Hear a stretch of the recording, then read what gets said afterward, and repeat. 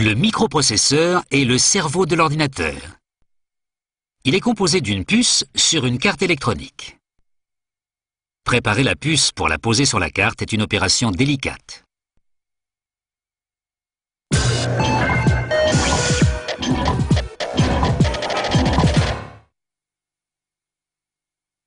Le premier ordinateur a été conçu en 1937, mais il ne pouvait faire que de l'algèbre. Le premier ordinateur multi-usage date de 1946. Il faisait la taille de 20 réfrigérateurs. Dans les années 50, les transistors ont remplacé les tubes à vide encombrants, puis les circuits intégrés ont remplacé les transistors. Mais la grande percée est intervenue en 1971 avec le microprocesseur.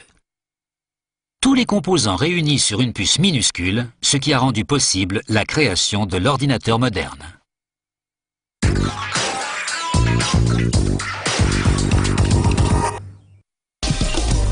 La fabrication commence avec un carré de céramique appelé substrat sur lequel sera installée la puce électronique.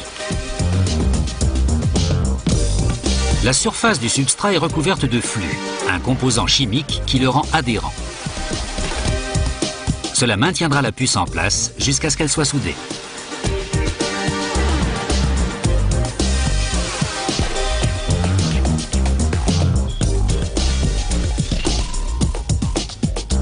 Ce site reçoit les puces prêtes à l'emploi avec les circuits en place.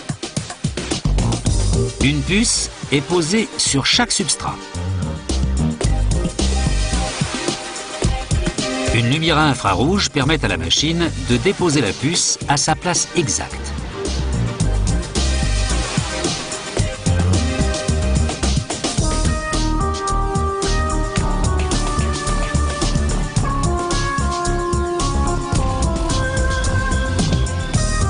Un échantillon est retiré de la ligne de production pour vérifier le positionnement à l'aide d'un microscope.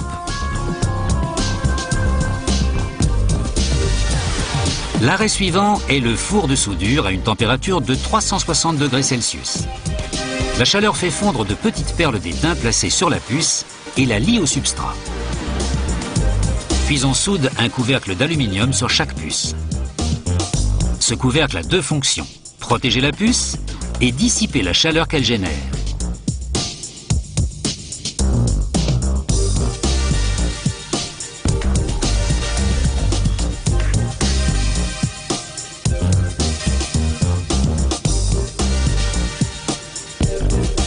Un bras robotisé prélève 4 couvercles à la fois et les positionne sur les puces.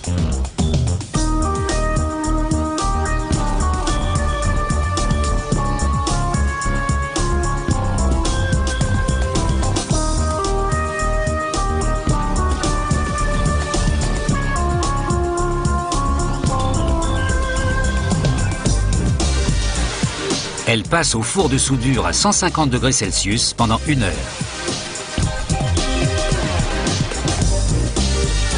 L'étape suivante consiste à créer les connexions électriques qui relieront par la suite le microprocesseur à la carte électronique. On commence avec de petits cylindres d'étain appelés colonnes. Un tamis aspirant géant les fait vibrer jusqu'à ce qu'ils traversent les trous. Cela les aligne verticalement, ce qui permet de les fixer au substrat.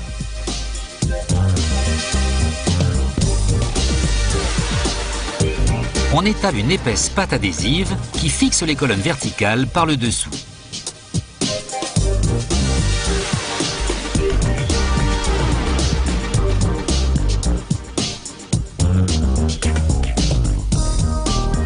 Le substrat porteur de la puce est placé sur les colonnes collées.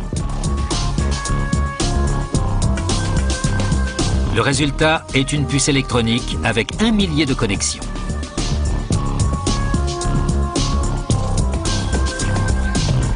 Pour obtenir davantage de connexions, on utilise des billes au lieu des colonnes, car elles sont plus solides et plus fiables. Elles aussi passent par le tamis. Mais au lieu de pâte adhésive, elles sont enduites de flux, le même composé utilisé pour fixer la puce.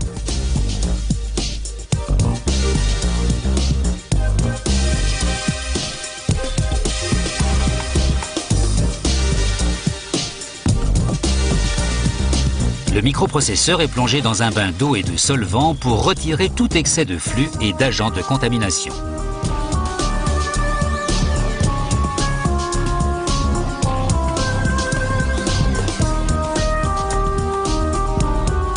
Enfin, il est soumis au contrôle qualité, qui comprend un séjour de 12 heures dans un four à 140 degrés Celsius.